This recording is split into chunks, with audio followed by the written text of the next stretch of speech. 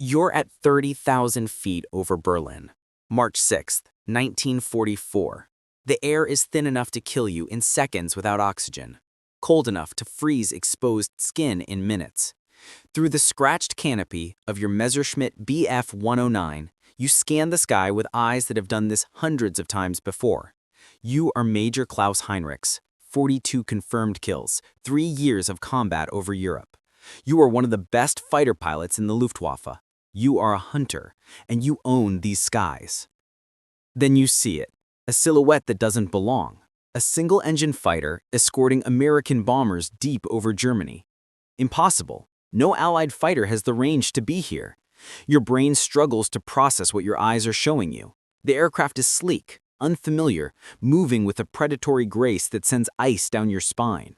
For just a moment you think it might be a hallucination, oxygen deprivation playing tricks. But then it turns toward you and accelerates, fast, faster than anything you've seen before. Your hand trembles on the control stick. In the next 30 seconds, everything you know about air combat will change forever, because for the first time in 3 years, Klaus Heinrichs will understand what it means to be prey. To understand this moment, we need to go back to when the hunters ruled without question. Summer 1940 through early 1943, the Luftwaffe is the most feared air force in the world. German fighter pilots are the apex predators of European skies. They defend their homeland with aircraft that are nimble, well-armed, and flown by men with superior training. The Messerschmitt Bf 109, the Focke-Wulf 190. These are the names that strike fear into Allied bomber crews. And for good reason. The numbers tell a brutal story. American bomber formations penetrating into Germany face casualty rates of 25%. 1 in 4 aircraft doesn't come home. The men inside know the odds. They know that their fighter escorts, the P-47 Thunderbolts and P-38 Lightnings, can only accompany them part way. Fuel limitations force the little friends to turn back, leaving the bombers to face German fighters alone for the last and most dangerous portion of their missions. It's a death march through the sky.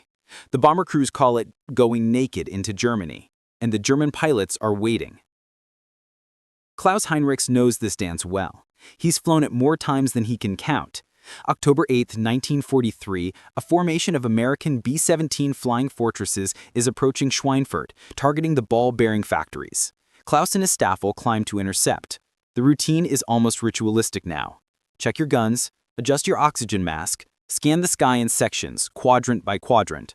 The bombers appear as dark specks against the pale autumn sky, growing larger as you close the distance. Klaus feels no hatred for the Americans. They're warriors, like him, doing their duty in a terrible war. He respects their courage. It takes extraordinary bravery to climb into a bomber knowing the odds. But respect doesn't change his job. Those bombers are carrying death to German cities, to factories, to civilians. His duty is clear. Stop them.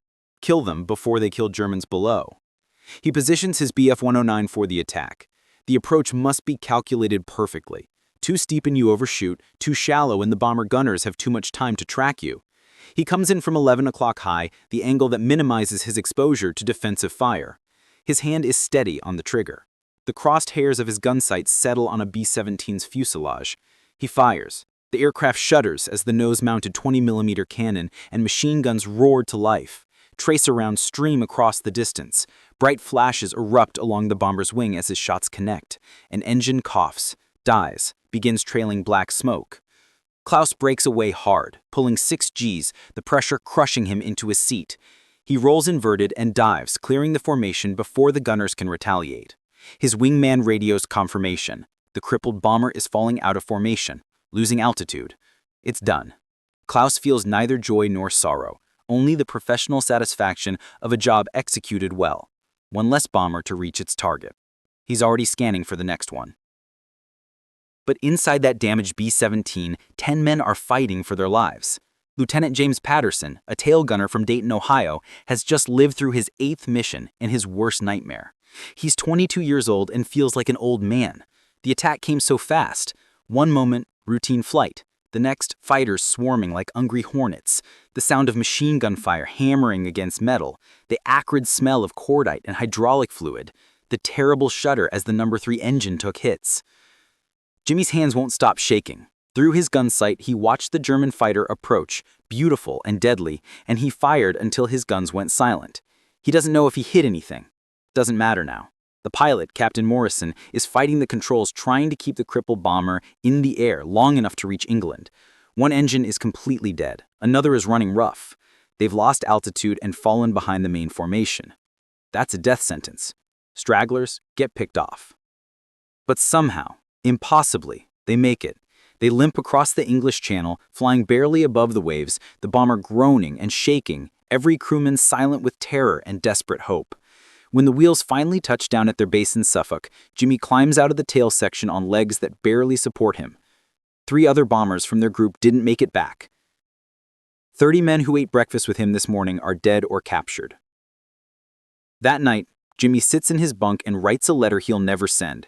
His hand moves across the paper, trying to capture what he cannot speak aloud. What it feels like to be hunted, to be in a machine that's slow and vulnerable while death circles outside in sleek, predatory aircraft. To fire your guns knowing it probably won't make any difference. To watch friends burn. He doesn't finish the letter. There are no words that fit. He folds it away and lies in the dark, listening to the sound of other men pretending to sleep. Across the channel, Klaus Heinrichs sits in the officers' mess with his squadron mates. Someone produces a bottle of schnapps. They drink to the day's kills, to absent friends, to survival. There's laughter, but it's hollow. Beneath the professionalism, Klaus senses something changing. The war is grinding on. American production is overwhelming. Every week brings news of new bomber formations, new aircraft. Germany fights with skill and courage, but against infinite industrial capacity. Quality versus quantity. And quantity is winning. Still, the Luftwaffe owns the sky over Germany. That much is clear. Klaus has seen it with his own eyes, proven it with his own kills. The Americans are brave, but they're vulnerable. Their bombers are tough, but not invincible. Their fighter escorts turn back before the real killing begins. The tactical situation favors the defenders. Klaus and his fellow pilots may be outnumbered, but they have skill. They have experience. They have aircraft that can outmaneuver anything the Allies possess. They have the home advantage. The strategic context reinforces this confidence. Reichsmarshal Göring has promised that no Allied bomber will ever reach Berlin. So far, he's been mostly right. The deep penetration rates are costly nightmares for the Americans. The Luftwaffe has maintained the proud tradition established in the Spanish War and polished in the Battle of Britain. These are not empty boasts.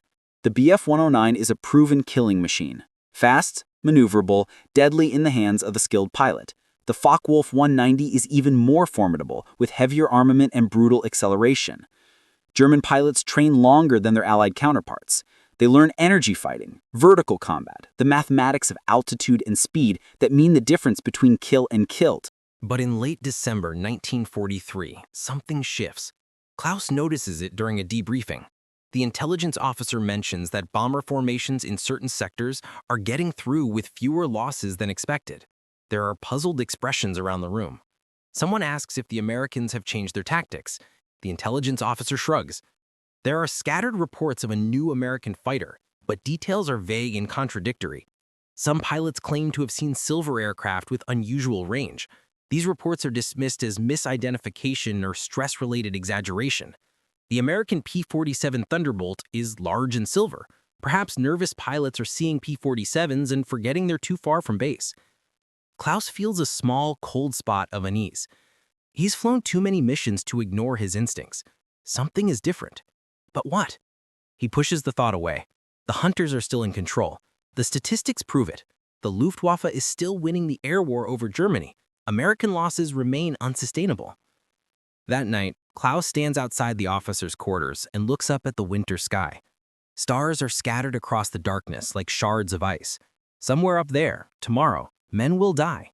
Some of them will be his kills. Some might be his friends.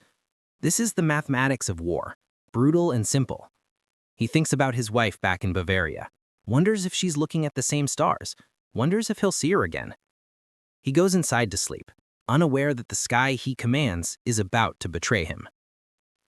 January through April 1944, the world changes, but slowly enough that the full reality takes time to register.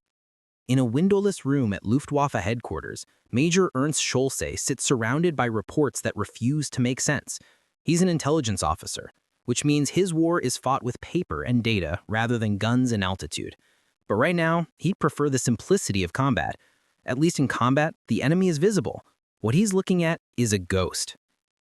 The reports come from multiple sources, pilots across different sectors, different dates, but they describe the same thing: a new American fighter.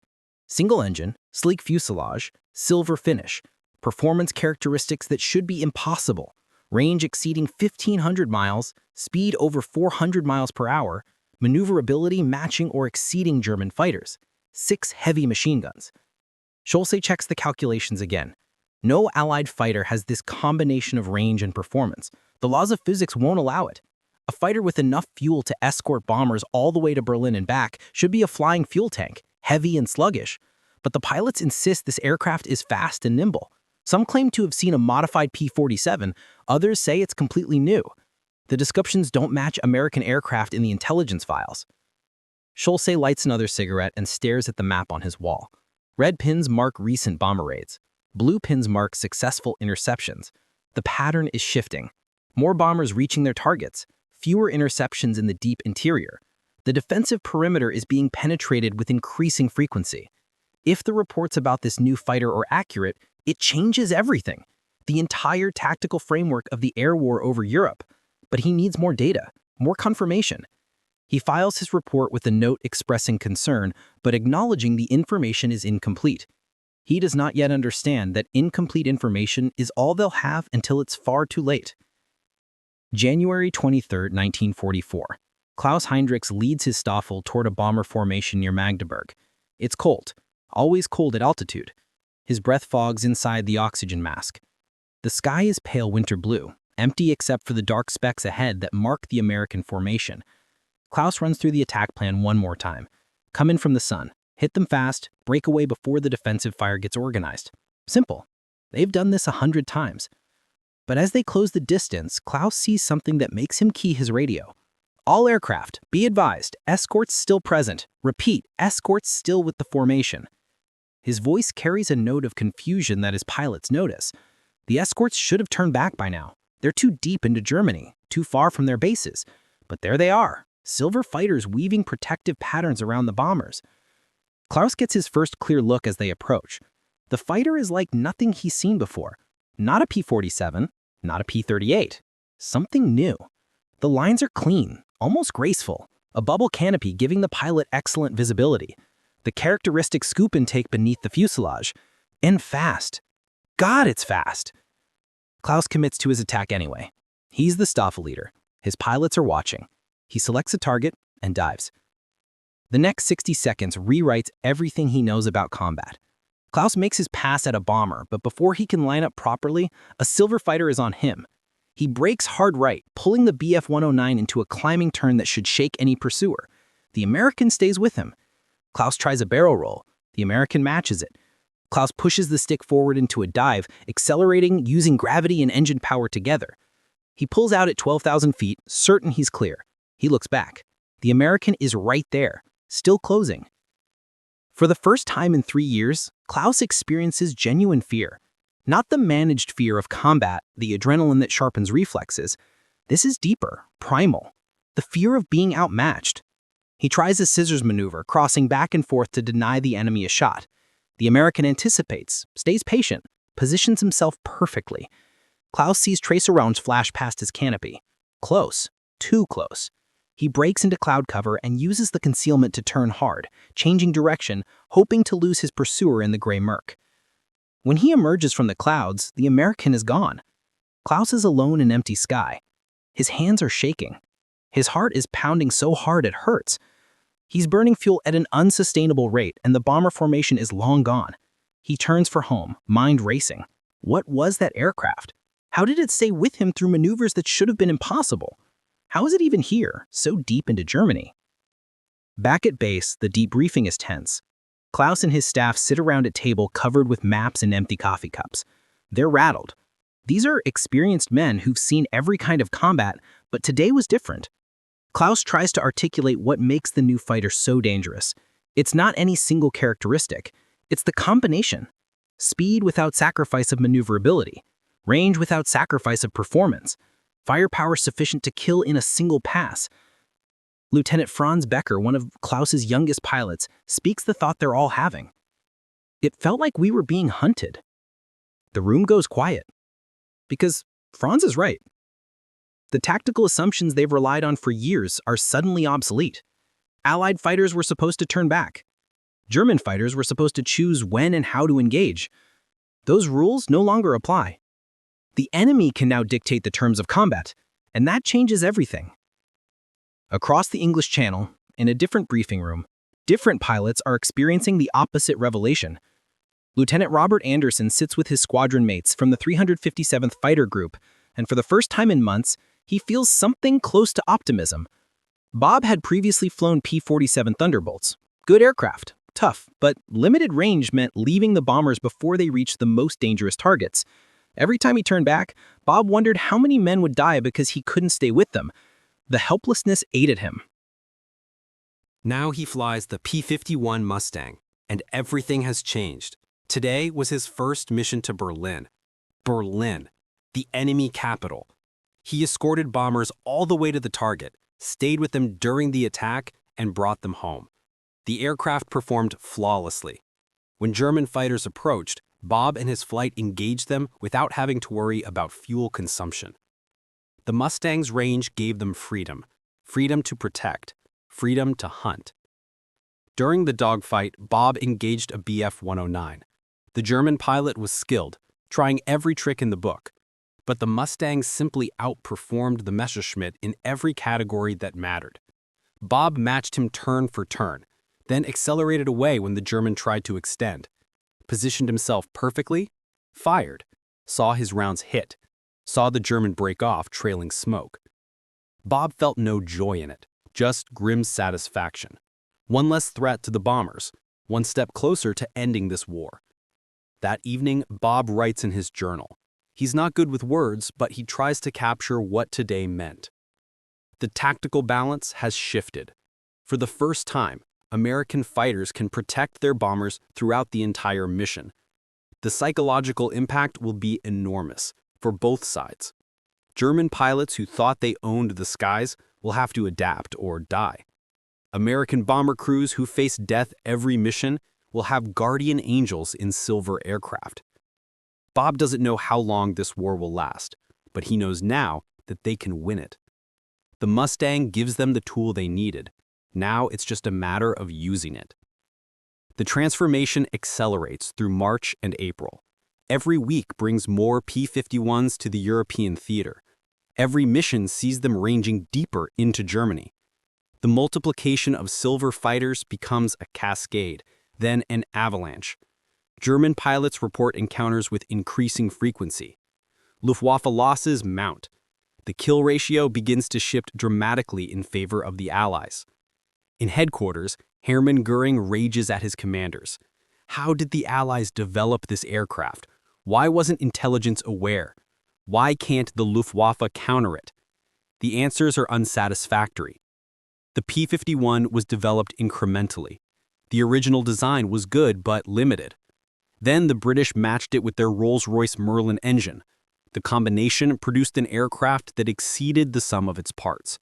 By the time German intelligence identified the threat, thousands were in production. American industrial capacity can produce fighters faster than Germany can shoot them down. The strategic implications are catastrophic. Allied bombers can now strike anywhere in Germany with acceptable losses. The aircraft factories, the oil refineries, the rail yards, all the infrastructure of German war production becomes vulnerable. The Luftwaffe still fights with skill and courage, but they're fighting a losing battle against impossible odds. Training for new pilots is cut short because fuel shortages limit flight hours. Experienced pilots are killed faster than they can be replaced. Aircraft production struggles under constant bombardment. Klaus Heinrichs sees the deterioration firsthand. April 11, 1944. He's leading another interception mission. His Staffel is under strength. They've lost 7 pilots in the past month. The replacements are boys, 18 and 19 years old with barely 50 hours of flight time. Klaus looks at their young faces during the briefing and feels ancient. He's 34. He's been fighting for 4 years. These boys were in secondary school when the war started. They climbed to intercept a bomber formation heading for aircraft factories near Rostock. As they gain altitude, Klaus sees the target.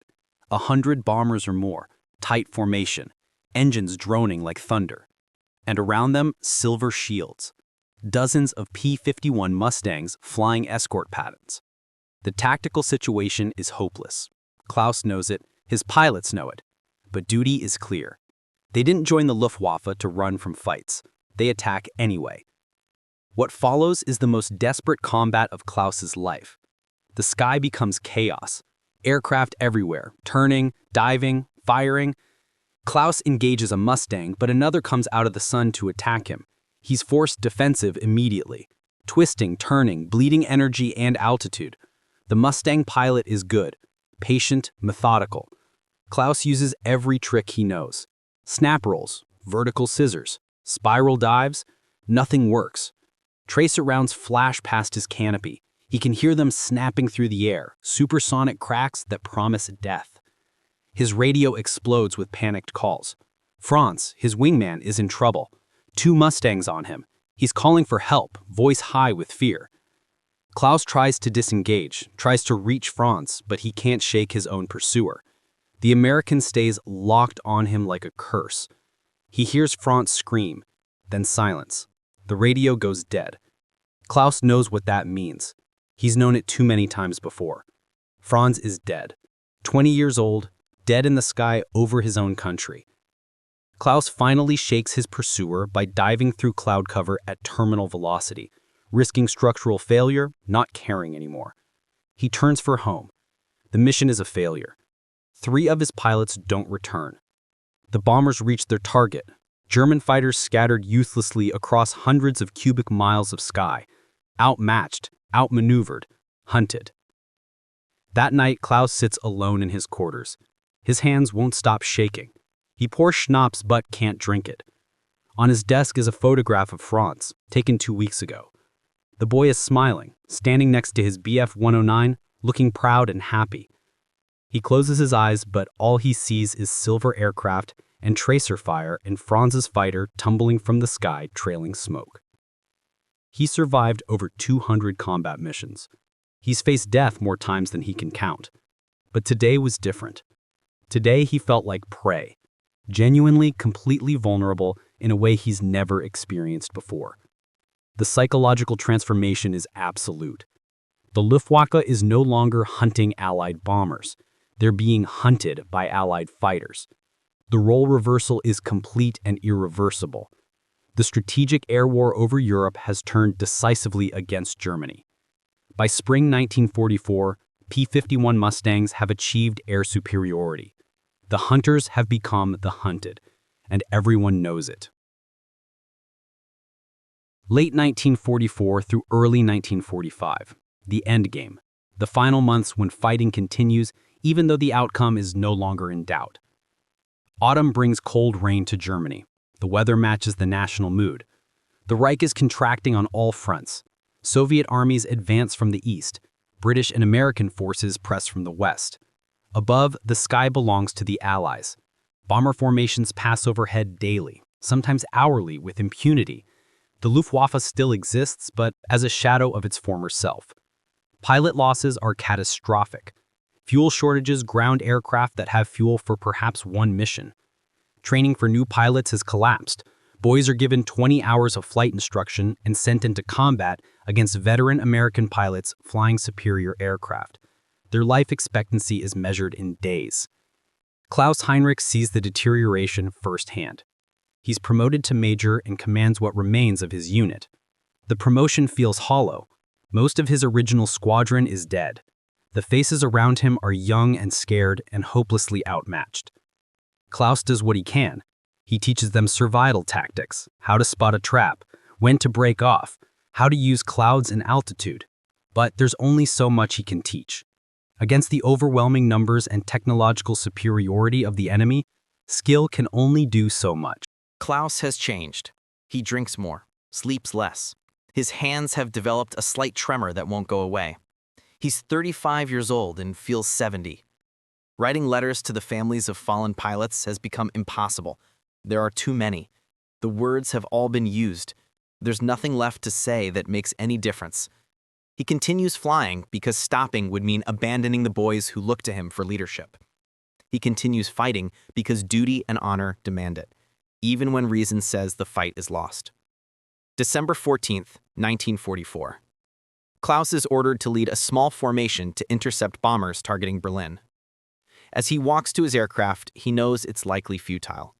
But he climbs into the cockpit anyway, straps in, goes through the pre-flight routine that's become muscle memory, starts the engine. The Bf-109 rumbles to life, familiar and comforting. He's flown this particular aircraft for 8 months. It has 17 kill markings on the fuselage. Lucky plane. Maybe luck will hold one more time. They climb through broken clouds into hard blue winter sky. Klaus looks around at his formation. 7 aircraft, 7 pilots. 3 of them have fewer than 10 missions. Against what they're about to face, it might as well be 7 men with rifles facing a mechanized army. In the distance, Klaus sees the bomber stream, hundreds of aircraft, and surrounding them, the silver shield of Mustangs. More than he can count. The sky is filled with them. Klaus keys his radio. His voice is calm. He's done this too many times to let fear show. He gives the attack order. They dive toward the formation, 7 against hundreds. It's magnificent and stupid and completely hopeless. Klaus selects a target, a B-17 near the edge of the formation. He lines up his approach. Before he can fire, Mustangs are on him. Multiple aircraft. They've been waiting. The Americans have learned to position top cover specifically to counter the German diving attacks. Klaus brakes hard left, pulls into a climbing turn. A Mustang follows effortlessly. The dogfight lasts perhaps 90 seconds. To Klaus, it feels like hours. Every maneuver he tries, the Mustang counters. He's fighting for his life with every skill learned over 4 years of combat, and it's not enough. Cannon shells rip through his left wing. Huge chunks of metal peel away. His engine coughs, dies. Smoke pours from the cowling. The aircraft shudders and begins to fall. Time slows. Klaus fights the controls, trying to maintain some authority over the dying aircraft. The ground is far below, spinning slowly as he falls. He's oddly calm. He thinks about his wife, Anna, her face, her laugh, the way she looked on their wedding day. He thinks about the first time he flew, how it felt to leave the Earth, to live in 3 dimensions instead of 2. He thinks about all the pilots he's seen die, all the men he's killed, the mathematics of war adding up in fire and smoke and twisted metal. He manages to level out below 5,000 feet. The engine is completely dead, but he still has airspeed. He looks for somewhere to crash land. A field appears through the smoke. Not ideal, but it'll have to do. He drops the landing gear, aims for the field. The ground rushes up. The aircraft hits hard, bounces, skids across frozen earth. The landing gear collapses. The plane spins, shudders, stops. Silence. Complete silence after all the engine noise and gunfire. Just wind and the tick of cooling metal. Klaus releases his harness with numb fingers, pushes open the canopy, climbs out onto the wing. His left leg won't work properly. He looks down and sees blood. He's been hit and didn't even notice. The adrenaline is fading, and pain is arriving to take its place. He slides off the wing and collapses in the frozen field. Above him, the bomber stream continues toward Berlin. Not a single German fighter rises to challenge them. Klaus closes his eyes and waits for someone to find him. In a P-51 5 miles away, Bob Anderson reports the kill over his radio. 1 Bf-109, destroyed. He watches the German aircraft crash land and hopes the pilot survived. Bob doesn't celebrate. He's long past that. Every kill is necessary, but none of them bring joy. He rejoins his formation and continues escorting the bombers toward Berlin. The mission proceeds without further incident. German resistance has been minimal. The Luftwaffe is a spent force. That evening, during debriefing, Bob adds one more tally mark to his record. He's credited with 18 confirmed kills now. He's an ace several times over. His squadron commander congratulates him. Bob nods, says thank you, goes to his bunk. He lies in the dark and thinks about the German pilot he shot down today. Did he survive the crash landing? Does he have a family? What was his name? Bob will never know. The man was an enemy, a legitimate military target. But he was also a warrior who fought with skill and courage. War makes enemies of men who might have been friends in another life. Bob's exhausted with all of it. The killing, the fear, the endless cycle of takeoff and combat and landing and doing it again tomorrow. But the war continues, so he continues. There's no other choice. Klaus survives the crash with a broken leg and various shrapnel wounds. They take him to a military hospital. He lies in a narrow bed staring at the ceiling, listening to the sound of Allied bombers passing overhead, wave after wave, day and night. The distinctive drone of Merlin engines. Sometimes he hears the deeper rumble of four-engine bombers. Never does he hear the sound of German fighters rising to challenge them. The war in the air is over. Germany has lost the sky. Over the following weeks, the final collapse accelerates. The Luftwaffe continues to exist on paper but cannot contest Allied air superiority. Fuel shortages become acute. Many aircraft sit grounded because there's no fuel to fly them.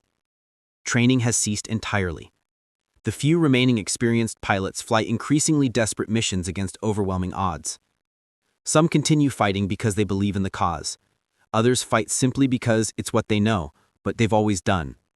A few see the futility but cannot abandon their comrades. The war drags on into early 1945. Soviet armies close on Berlin from the east. British and American forces cross the Rhine. The Reich is dying. Above it all, P-51 Mustangs patrol unchallenged. They've established complete air superiority. Allied bombers strike at will. German cities burn. Infrastructure collapses. The industrial capacity that once seemed limitless has been methodically destroyed from the air. Jimmy Patterson, the tail gunner from Ohio, flies his 25th and final mission in February 1945. His bomber has a P-51 escort all the way to the target and back. Not a single German fighter intercepts them. Jimmy watches the Silver Mustangs weaving protective patterns around the formation and feels a complex mix of emotions. Relief, obviously. Gratitude to the fighter pilots who've kept him alive, but also sadness for the German pilots who died trying to defend their country, and sadness for his friends who died before the P-51s arrived to change the odds. When Jimmy's bomber touches down in England for the last time, he climbs out of the tail section and stands on solid ground with legs that shake. He's completed his tour. He's going home. He's one of the lucky ones. So many didn't make it. He thinks about those first missions when they flew without adequate fighter escort. The terror of being naked over Germany, the helplessness, the impossible odds. The P-51 Mustang changed everything. Jimmy owes his life to that sleek silver aircraft and the men who flew it. The war in Europe ends in May 1945. Germany surrenders. The killing stops. Across the continent, airfields that once launched fighters into combat fall silent. The great aerial battles are over. History will record them in statistics and analysis, but the men who fought them will carry different memories. The fear, the courage, the friends lost, the enemies respected, the moments of terror and the longer stretches of boredom. The weight of weapons, the cold at altitude, the smell of cordite and aviation fuel, the sound of engines. These are the memories that will haunt them for decades. Klaus Heinrichs survives the war. He spends months in hospitals as his leg heals. When he finally returns home to Bavaria, he finds his house damaged but standing. Anna is alive. They hold each other and cry for everything lost and everything preserved. Klaus will never fly again. His combat days are over. He doesn't speak about the war for years. The memories are too heavy, too complicated. He fought for a regime that committed unthinkable evil. He also fought alongside men of courage and honor. Both things are true. Reconciling them takes a lifetime. Bob Anderson completes his tour and returns to Texas. He's decorated for valor. He's credited with 21 confirmed kills. He's a hero, but he doesn't feel like one. He feels tired and old and haunted by the faces of men he killed, men he never met, men who were probably decent people caught in a terrible war. Bob tries to return to normal life, but normal doesn't exist anymore. He's changed. The war changed him. He'll carry it forever. The weight of those missions, the memory of friends who died, the knowledge that he survived when so many didn't. Jimmy Patterson makes it back to Ohio. He gets a job, gets married, has children.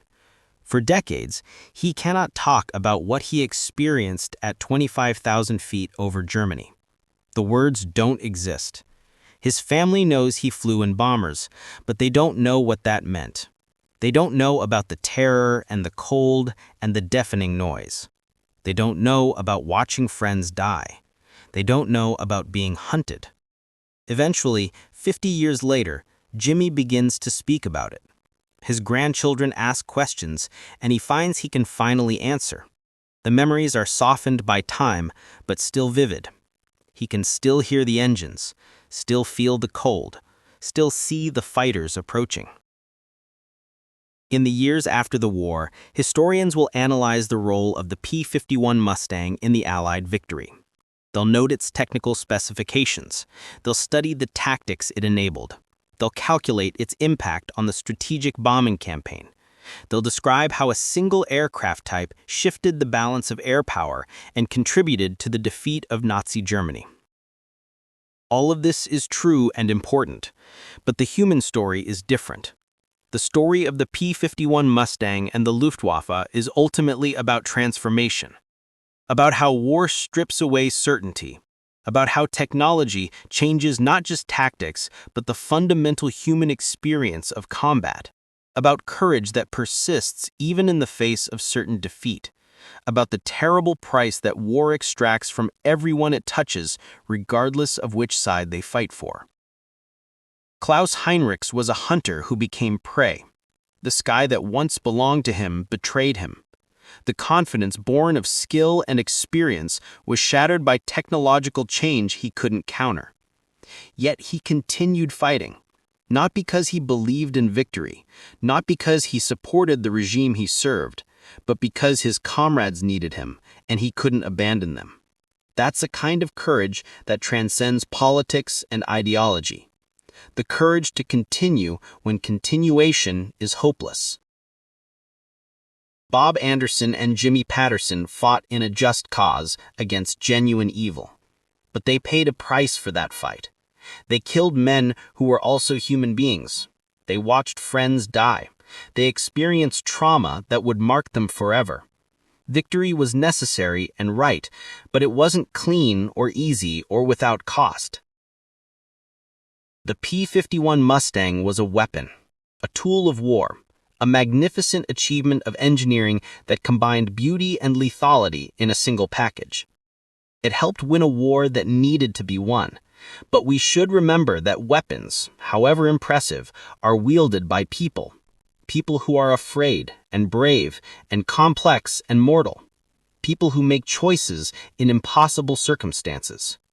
People who live with the consequences of those choices for the rest of their lives. The great aerial battles of World War II are part of history now. The men who fought them are mostly gone. Klaus Heinrichs died in 2001 at the age of 91.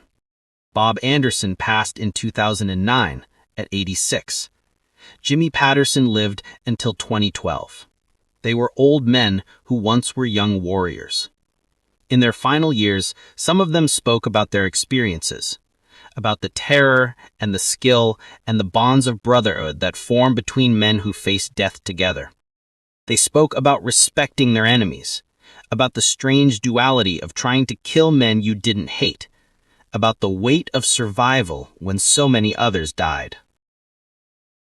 There's a museum in Ohio where a restored P-51 Mustang sits under carefully controlled lights. The aircraft is pristine, silver-skinned, polished to mirror brightness. The bubble canopy is crystal clear. The propeller blades are perfectly aligned. It's beautiful. Visitors walk around it, read the placard describing its specifications. take photographs.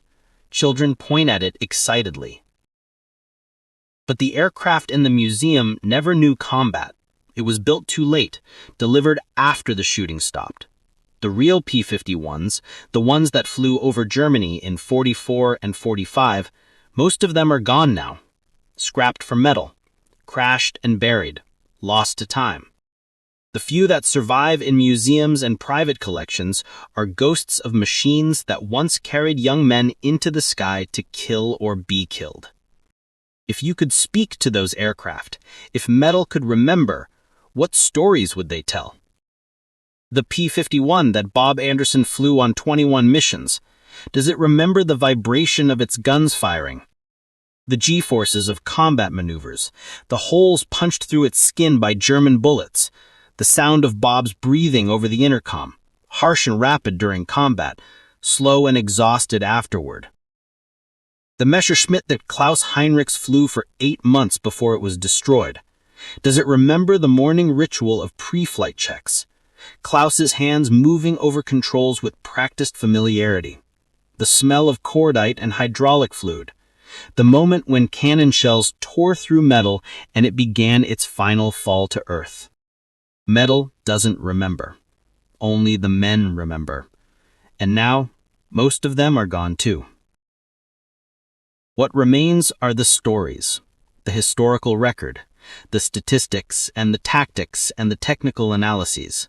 The photographs of young men standing beside aircraft trying to look confident despite their fear.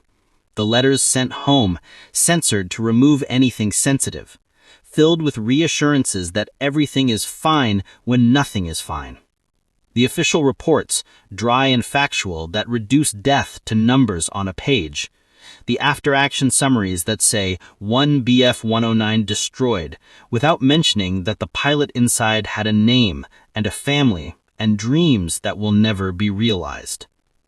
The transformation of hunter into prey wasn't just a tactical shift, it was a psychological earthquake.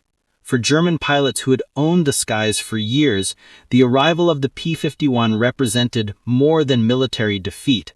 It represented the end of an era, the collapse of assumptions, the terrible realization that skill alone isn't enough when facing superior technology and unlimited industrial capacity. Klaus understood this during those final months of the war. He knew that he and his fellow pilots were fighting a lost cause. Every mission was survival rather than victory. Every takeoff carried the knowledge that the odds were overwhelmingly against return. Yet they continued to fly because the alternative was abandoning their comrades and their duty. There's something tragic and noble in that continued resistance against impossible odds. Tragic because it was futile, noble because it was courageous. The American perspective was different but carried its own weight. Bob Anderson and his fellow Mustang pilots weren't fighting for survival. They were winning. But winning in war still means killing. Bob shot down 21 German aircraft. That's 21 pilots. Some of them died instantly when their aircraft exploded. Others burned. Some bailed out and survived to become prisoners. A few might have made it home. Bob never knew which. Each kill was a necessary act of war, but each kill was also a human life ended or shattered. In the decades after the war, some Allied and German pilots met at reunions and air shows. These meetings were sometimes awkward, sometimes healing. Men who had tried to kill each other 60 years earlier shook hands and shared stories. They discovered they had more in common than they had different. They were all warriors who had done their duty in a terrible war. They had all been young ones, and frightened, and determined to survive. They had all lost friends. They had all seen things no one should have to see. Klaus and Bob never met, but they might have understood each other. They were opposite sides of the same coin, professional warriors caught in the machinery of global conflict. Klaus fought for a regime that was evil, but he himself was not evil. He was a man doing what he believed was his duty, defending his country from aerial bombardment. Bob fought for a just cause, but he carried the weight of the men he killed. The moral clarity of the cause didn't erase the human cost of fighting for it. Jimmy Patterson represented a third perspective. He wasn't a fighter pilot making split-second decisions in dogfights. He was a gunner in a bomber, more victim than aggressor, shooting at fighters that were trying to kill him and his crew. His experience was pure vulnerability, sitting in a glass bubble at the tail of a bomber while fighters attacked, firing his guns knowing it probably wouldn't make a difference, watching other bombers go down, living through the missions when so many didn't. The P-51 escorts transformed his experience from nightmare to merely dangerous. They gave him a chance. Without them, he probably would have died over Germany like 30,000 other American bomber crewmen. The statistics tell part of the story. Before the P-51 arrived in numbers, American bomber losses over Germany averaged 25% per mission. After the Mustang established air superiority, losses dropped to less than 5%. That 20% difference represents thousands of lives saved, thousands of men who made it home to families, thousands of futures that would have been snuffed out in fire and metal fragments at 25,000 feet. But statistics don't capture the human dimension, the relief of bomber crews when they saw the silver escorts appear, the growing desperation of Luftwaffe pilots who knew they were outmatched, the grief of ground crews who maintained aircraft that didn't return, the letters to families explaining that their son or brother or husband died in service to his country, the weight of survival guilt carried by men who lived when their friends died beside them. The story of the hunter becoming the hunted is ultimately a story about change and adaptation and the limits of both. The Luftwaffe couldn't adapt fast enough to counter the P-51. German industry couldn't produce aircraft in sufficient numbers. German training programs couldn't replace experienced pilots quickly enough. The fundamental equation of the air war shifted decisively against them, and no amount of courage or skill could overcome that material and technological disadvantage. This pattern has repeated throughout history. Superior warriors defeated by superior weapons. Brave soldiers overwhelmed by industrial production. Quality crushed by quantity. The samurai fell to guns. The cavalry fell to machine guns. The battleship fell to the aircraft carrier. The Luftwaffe fell to the P-51 Mustang.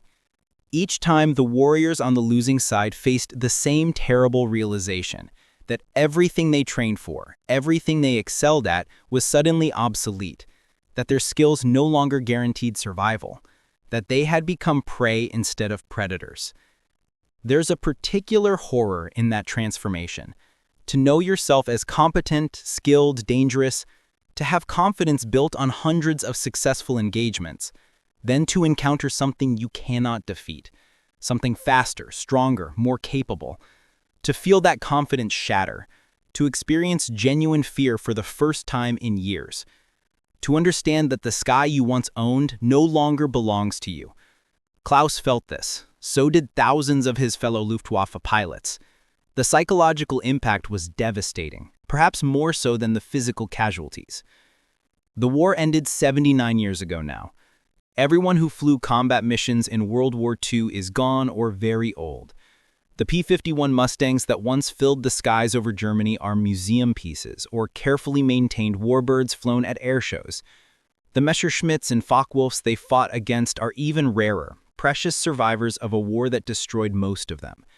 The airfields are overgrown or converted to civilian use. The bomb craters are filled in. The wreckage is cleaned up. Time has moved on. But the story remains. It remains because it tells us something important about war, about technology, about human nature. It reminds us that wars are fought by people, not statistics. That courage exists on all sides. That victory, however necessary, always carries a cost. That the tools we create, the weapons we build, have power to transform the world in ways we cannot always predict or control. The P-51 Mustang was designed to escort bombers. It did that job brilliantly. But it also did something more profound. It changed the nature of aerial combat. It shifted the balance of power in the European theater. It contributed significantly to the Allied victory in World War II. A single aircraft type deployed in sufficient numbers changed history. Yet we should remember that the P-51 didn't fly itself. It was flown by men like Bob Anderson. Young men, most of them barely out of their teens, who volunteered to face death in the sky above a foreign continent. They flew long missions over hostile territory, knowing that mechanical failure or enemy fire or simple bad luck could kill them at any moment. They watched friends die. They killed enemies.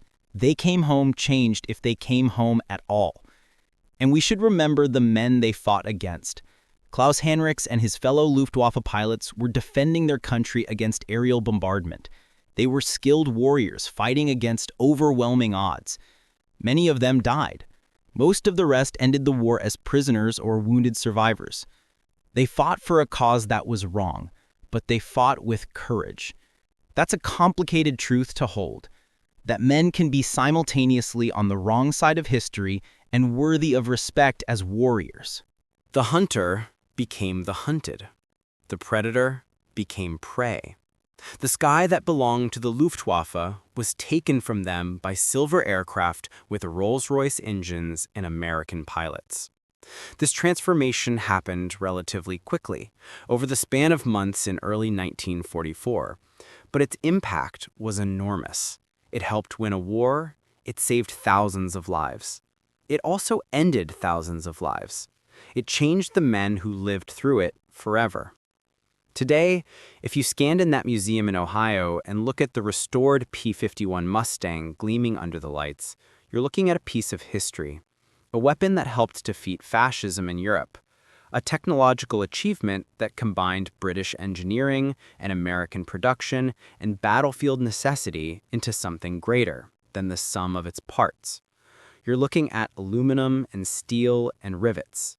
But you're also looking at the ghost of every pilot who flew one, every mission, every combat, every kill, every return to base with battle damage and empty fuel tanks and shaking hands.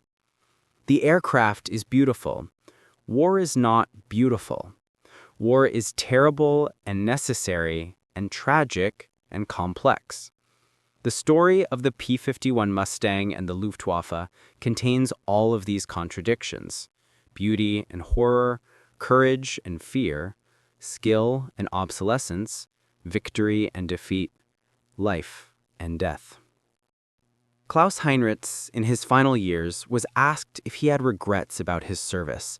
He said yes. He regretted serving a regime that committed genocide. He regretted the deaths he caused. But he didn't regret standing with his comrades. He didn't regret doing his duty as he understood it at the time. He said war turns men into killers, but it also reveals their character. Some men break. Some men become monsters. Some men remain human despite everything. He tried to remain human. Whether he succeeded, he couldn't say. That judgment belonged to others. Bob Anderson rarely spoke about his 21 kills.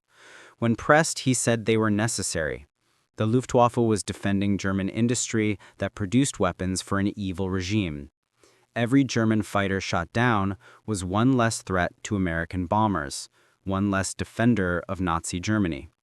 He did his job, but he never celebrated it. Each kill was a man's life ended. That weight never left him. Jimmy Patterson, in his final interview before he died, was asked what he remembered most vividly about the war.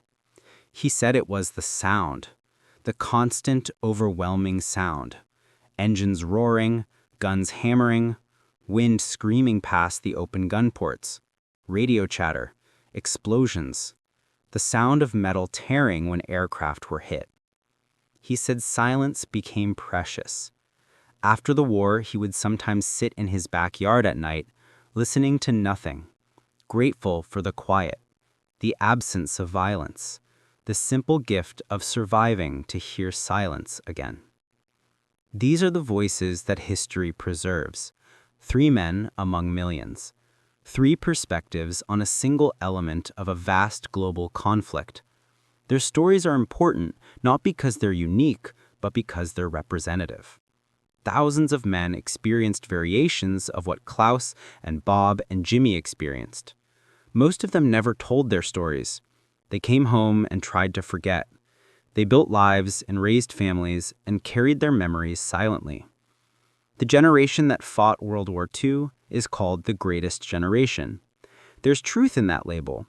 They faced genuine evil and defeated it at enormous cost. But they didn't see themselves as particularly great. They saw themselves as ordinary people who did what needed to be done. Klaus would have said the same thing, though he fought on the losing side. They were all just men, doing their duty, trying to survive, hoping the war would end before they died. The hunter became the hunted. That's the story we set out to tell. But it's more than a tactical reversal. It's a human story about transformation and adaptation and the limits of skill when facing overwhelming force. It's about courage that persists even in hopeless circumstances. It's about the psychological impact of sudden vulnerability. It's about how technology changes war and how war changes people. The sky over Germany in 1944 was filled with death. Silver Mustangs hunting Messerschmitts and Focke-Wulfs, bombers dropping their payloads on factories and cities, flak bursting in black clouds, parachutes drifting down carrying men who might live or die depending on where they landed, wreckage falling in flames, smoke trails marking the paths of dying aircraft. It was beautiful and terrible, and everyone who saw it was changed by it. Today, that sky is peaceful. Passenger jets trace white contrails across the blue. Small private planes putter along on sunny weekends.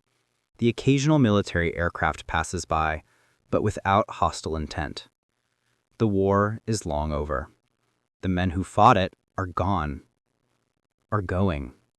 The aircraft they flew are museum pieces. The story becomes history, and history becomes memory, and memory fades. But we should remember. We should remember what happened in that sky 79 years ago. We should remember the courage and the fear and the skill and the dying. We should remember that wars are fought by real people with real lives and real families who love them. We should remember that victory, however necessary, is always purchased with blood. We should remember the hunter and the hunted, the predator and the prey, the transformation from one to the other. We should remember because these men, all of them, deserve to be remembered. Klaus Heinrichs, who flew until his aircraft was shot from beneath him. Bob Anderson, who carried the weight of 21 kills for the rest of his life. Jimmy Patterson, who survived when so many didn't and spent decades unable to speak about it. And the thousands of others like them, whose names we don't know, whose stories were never told, who died in the sky over Europe, fighting a war that consumed a generation. The P-51 Mustang changed the course of the air war over Europe. It gave the Allies the tool they needed to achieve air superiority. It escorted bombers deep into Germany and protected them from fighters that had previously slaughtered them. It transformed American bomber crews from victims into protected assets. It transformed Luftwaffe pilots from hunters into prey. It helped win the war. But the Mustang was just metal and rivets and fuel and ammunition. The men who flew it were more. They were human beings with hopes and fears and families waiting at home. They were warriors who faced death every time they took off. They were killers who did what their nations demanded. They were survivors who carried the weight of their service for the rest of their lives. The story of the hunter becoming the hunted is their story. All of them. Winners and losers. The men who survived and the men who died. The pilots and the gunners and the crews. The ones who flew the silver Mustangs and the ones who tried desperately to shoot them down. They were all part of the same terrible dance in the sky over Europe. They were all warriors in a war that had to be fought. They all deserve to be remembered. So remember them. All of them. That's all history asks. Remember.